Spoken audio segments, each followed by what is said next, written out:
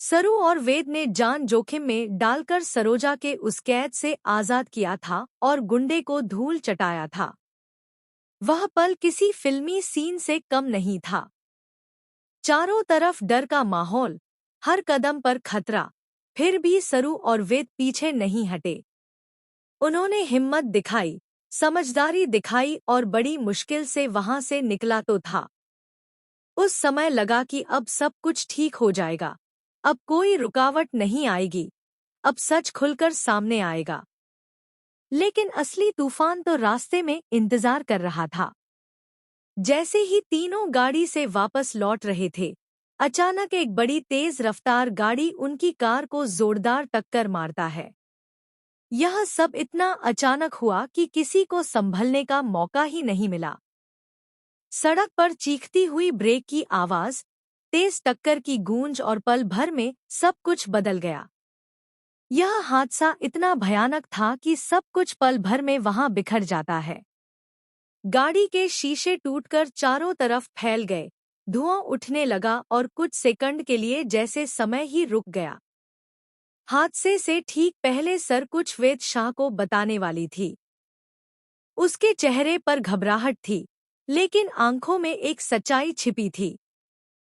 शायद कामिनी की असली साजिश, शायद पुरानी दुश्मनी का सच, शायद कोई ऐसा राज जो सब कुछ बदल सकता था।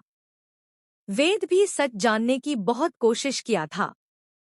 वह लगातार सर से पूछ रहा था कि आखिर असली बात क्या है।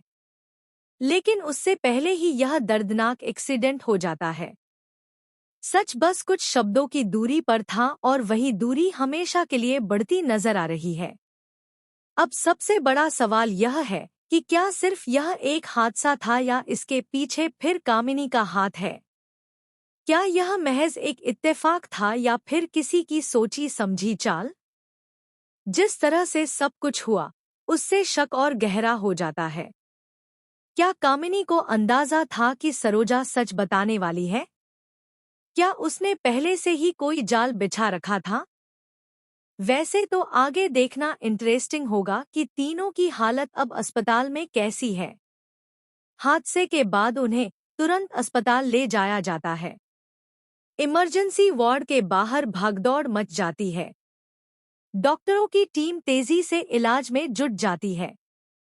अब कौन पहले होश में आएगा और कौन बाद में? किसकी हालत ज्यादा गंभीर है? यह सब जानना बहुत जरूरी हो जाता है। और यह एक्सीडेंट का खबर अब घर वाले तक कैसे पहुंचेगा?